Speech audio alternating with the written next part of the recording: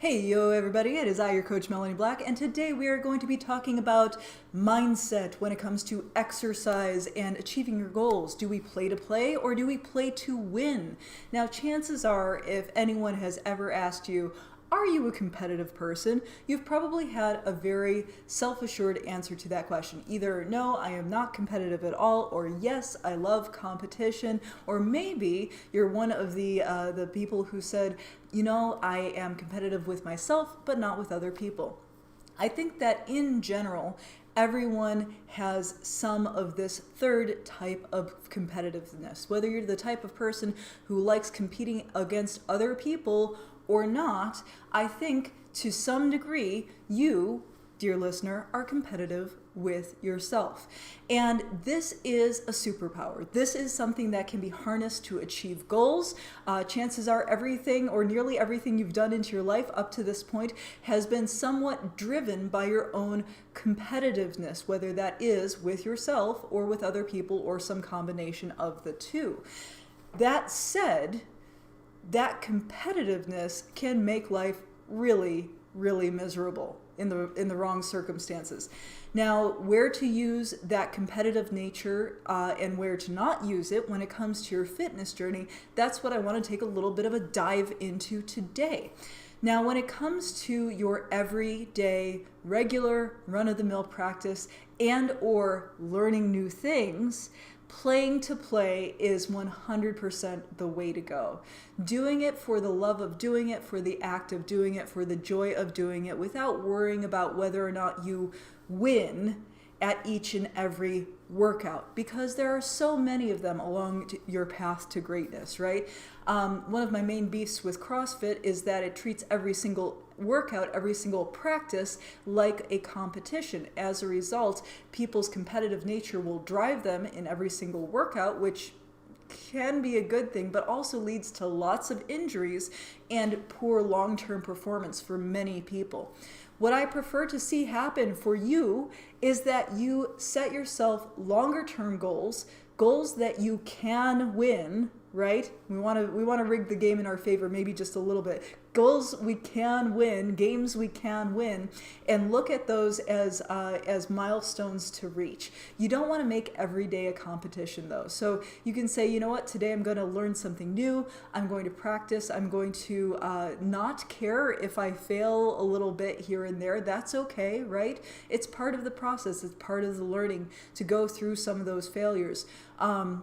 You're not going to have a stellar workout day every single day. Not every day is going to be better than the last day, right? Things don't happen in this beautiful linear path, whether we're talking about weight loss, whether we're talking about strength gains. The road to greatness is full of dips and dives, and how tired you are, what you had to eat that day. So many things can play a factor, a role in how well you perform on a given day. And if you are highly competitive with yourself, yes, you should be very, very diligent in tracking all of those metrics. If you are going to do, for example, like the weight loss challenge, we are now taking people for the January challenge, for our weight loss challenge.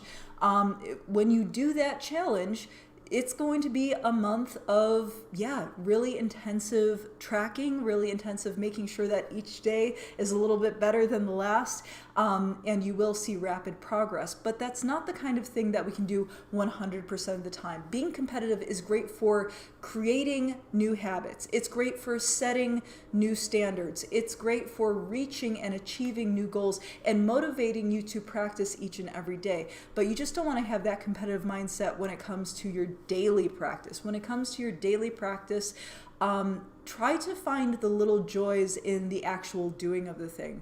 Now, many of the people who I work with, myself included, have historically not enjoyed exercise or physical activity. So getting to the point where some aspect of it can be enjoyable, can be like play, can be a little bit of a process. And really sort of recognizing and being grateful for small wins along the way is super important, without saying, oh, well, today wasn't my best day. Today I wasn't better than before. Today I wasn't better than this other person in class. One of the worst things you can do to yourself when you're still in the trenches of practicing and getting started is constantly comparing yourself to others, or constantly even comparing yourself to your past self, especially if you used to be athletic and then fell off along the way. In fact, that kind of mindset, that being competitive with oneself under those circumstances, can even be dangerous. And I have seen this, for example, with people who say, oh yeah, I used to be able to, bench press 200, no problem. And then they go and put too much on the bar because even though it's been 15 years since they've bench pressed, they just assume that somehow they can at least do half of what they did before, no problem. And they will overestimate and injure themselves. So the body's weird. It will do weird things to you along the way. So just keep that in mind. Be patient with it. Be fascinated by it. Continue to dive in and explore what you can and cannot do.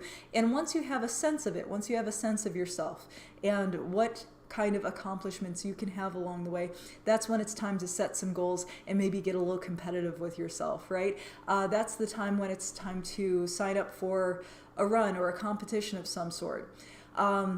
It's been a weird year.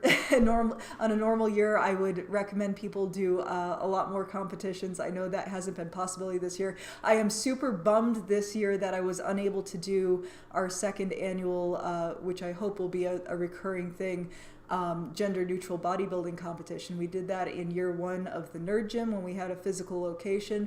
Once things are back to normal, I'll probably be looking for other locations to host events that are like that. But yeah, finding competitions that you can be a part of that you feel is a good match for your skill set and where you are is really fantastic. So doing things like signing up for a 5K, signing up for powerlifting or bodybuilding when those things are back in our capacity to actually do them safely, right? Stay safe, stay at home until then, please. Right?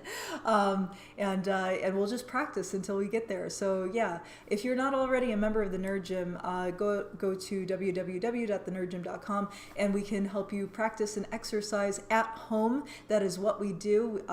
If you would like a body transformation, if you would like to lose 20 pounds of Cumer spec from this 2020 debacle, then go ahead and sign up for our challenge level, and I'll help you lose 20 pounds in the month of January 2021. Can you believe the year's almost over? Craziness, total craziness. So yeah, if we're ready to lighten up, have some fun, and play to play, and also play to win, go ahead and hit me up, and I'll look forward to seeing you next time. Bye.